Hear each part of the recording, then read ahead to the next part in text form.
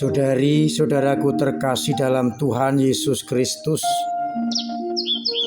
selamat pagi dan berkah dalam. Kita bertemu kembali dalam renungan harian kita, Sabtu 4 Februari 2023. Hari ini merupakan Sabtu Imam, kesempatan berdoa bagi para imam-imam Tuhan agar semakin setia dalam pelayanan. Bacaan-bacaan yang kita pakai sebagai dasar permenungan kita diambil dari surat kepada orang Ibrani bab 13 ayat 15-17, diteruskan ayat 20 sampai dengan 21.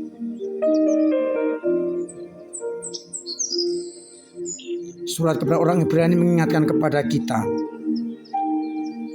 agar kita tidak takut dan ragu-ragu, karena Allah damai sejahtera memperlengkapi kita dengan segala yang baik. Jangan takut untuk berbuat baik kepada sesama, karena Allah akan menganugerahkan semuanya itu kepada kita. Sedangkan pada bacaan Injil, kita akan mendengarkan kisah bagaimana para murid yang kembali dari perutusan diajak untuk menyingkir ke tempat yang sunyi untuk berdoa. Namun ketika menghadapi kenyataan,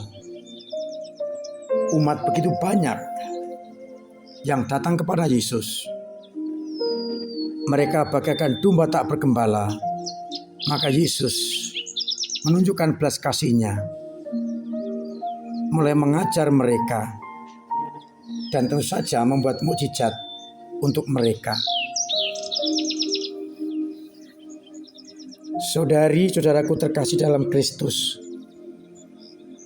seperti biasa ketika kita kembali dari perutusan atau melaksanakan tugas sesuatu, kita mengadakan evaluasi atas kinerja kita, entah dalam perutusan, entah dalam event-event tertentu. Kita lihat plus minusnya, apa yang baik, apa yang kurang. Namun seringkali kita jatuh hanya pada hal-hal yang berhasil. Kita larut dalam sukacita atas keberhasilan itu, dan tidak jarang akhirnya menimbulkan kesombongan diri. Hari ini Yesus mengajak para murid untuk jauh lebih dari segalanya, dengan kembali menempatkan perutusan ini dari Allah. Yesus mengajak para murid untuk ke tempat yang sunyi dan beristirahat. Dan tentunya dalam kesunyian nanti mereka akan kembali melaksanakan perutusan itu dari tangan Bapa. Selain menimba kekuatan baru, tadi aja untuk menyadari segala keberhasilan itu datang dari Allah, bukan karena kekuatan kita sendiri. Sehingga kita tidak akan jatuh ke dalam kesombongan, karena kita hanyalah abdi, hanyalah alat, sarana untuk menyampaikan cinta kasih Tuhan. Maka evaluasi diperlukan juga untuk kembali kepada Allah yang mengutus kita, agar muncul kesadaran bahwa semuanya ini karena Allah yang mengaruniakan. Kita tidak boleh sombong, tidak boleh memegahkan diri, tapi kita menyadari semuanya datang dari Allah. Menjadi pertanyaan kita bersama, apakah kita juga berani ketika mengalami keberhasilan untuk menempatkan kebersihan kita dalam rangka tindakan Allah untuk manusia, sehingga kita semakin rendah hati dan tidak akan jatuh pada kesombongan pribadi. Kita diajak untuk menempatkan setiap karya kita, kerja kita, kebersihan kita, maupun juga kegagalan kita dalam rangka Allah mengutus kita. Ini semua bukan hasil kita, tetapi karena campur tangan Allah. Maka biasakanlah untuk duduk hening bersama Allah dalam doa-doa kita ketika kita selesai melaksanakan tugas perutusan, untuk menyadari semua keberhasilan karena Allah yang memberikan. Yang kedua, meskipun Yesus mau beristirahat, tapi ketika melihat banyak orang yang datang kepadanya, ia tergerak hati oleh belas kasih.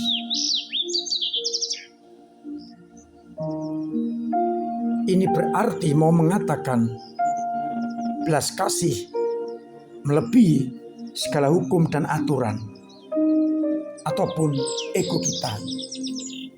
Meskipun kita ingin bertemu dengan Bapa atau beristirahat, tapi melihat banyak orang, kita harusnya berbelas kasih seperti Yesus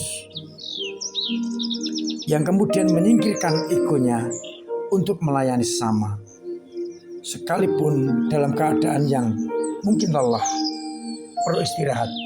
Tetapi bagi Yesus, cinta kasih dan belas kasih di atas segala-galanya. Tak jarang kita memakai banyak alasan untuk cuci tangan dari belas kasih itu. Oleh karena itu, pada permenungan yang kedua kita diingatkan bahwa cinta kasih dan belas kasih harus kita junjung tinggi, kita utamakan di atas segala-galanya. Karena perintah Tuhan utama adalah kasih kepada Allah dan kasih kepada sesama. Kalaupun kita sedang berangan-angan melakukan pekerjaan, tapi karena belas kasih dan cinta kasih menuntut itu, kita tinggalkan itu dan kita layani mereka. Tentu dengan pengorbanan, kita tidak istirahat. Maka titik perenungan yang kedua, sanggupkah kita seperti Yesus yang meninggalkan egonya demi belas kasih dan cinta kepada sesamanya, kepada murid-muridnya, sehingga kita akan mampu untuk hidup berbelas kasih seperti Allah sendiri berbelas kasih kepada kita.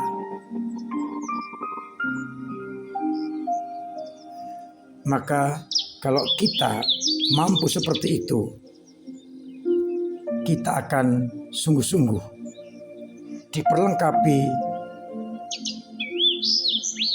dengan segala yang baik oleh Allah. Maka tidak perlu mundur, tidak perlu takut, karena Allah akan memperlengkapi kita dengan segala sesuatu yang baik untuk kita teruskan kepada sesama. Semoga hati kita semakin menyerupai Yesus yang berbelas kasih sekaligus selalu berkomunikasi dengan Bapanya. Tuhan memberkati kita sekalian. Amin. Marilah berdoa. Bapa yang penuh kasih, kadang kami jatuh pada kesombongan pribadi dan kurang mengandalkan Engkau. Semoga dengan sabda-sabdamu pagi ini, kami Kau jadikan orang yang rendah hati dan tak mengakui karena Engkaulah pekerjaan dan karya kami berhasil. Maka kami Kau ajak untuk selalu mengandalkan Kau di atas segala-galanya dan tidak menyombongkan diri. Bantu umat-Mu yang sedang sakit supaya Engkau sembuhkan, yang punya beban berat Engkau ringankan, yang punya persoalan Engkau urai. Dan semua orang Engkau jagai imannya.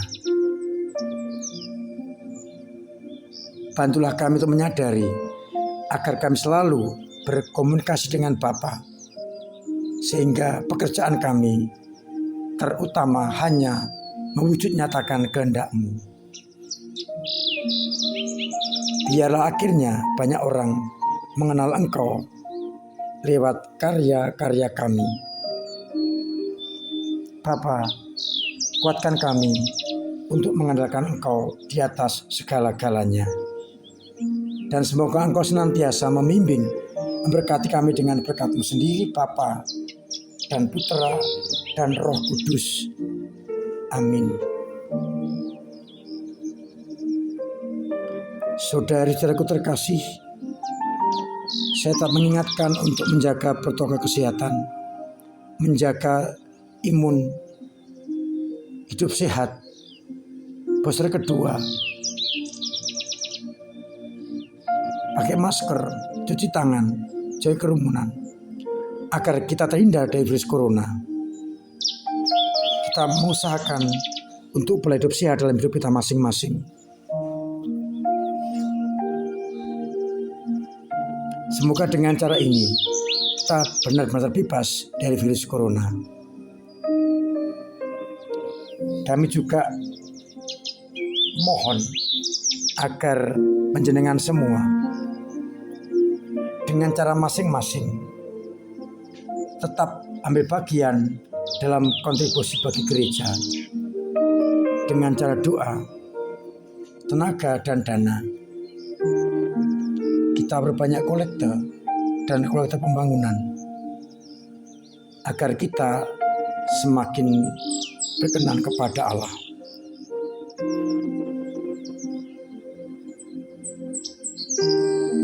Gedung serbaguna kita sudah memasuki tahap pengecatan dan finishing.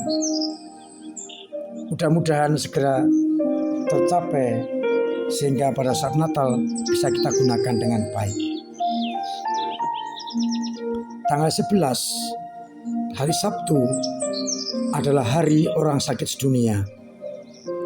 Gereja akan mengadakan misa untuk orang sakit pada pukul 10. Panjenengan yang mempunyai anggota keluarga yang sakit bisa ikut ambil bagian dalam misa orang sakit di gereja Sabtu 11 Februari pukul 10. Dilanjutkan atau di dalamnya ada pengurapan sakramen orang sakit. Mudah-mudahan dengan doa-doa kita yang sakit disembuhkan dan minimal diringankan agar Tuhan menjamah mereka.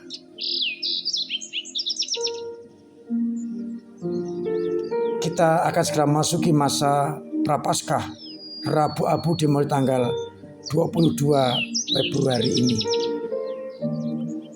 Perayaan Ekaristi akan diadakan hari Selasanya malam Rabu Abu sore jam 6. Misa harian pagi setengah 6 seperti biasa dan Rabu sore juga jam 6. Setelah itu setiap Jumat akan diadakan jalan salib diteruskan dengan Ekaristi. Maka mari kita gunakan masa puasa kita ini untuk membersihkan diri dengan retat agung selama masa Prapaskah.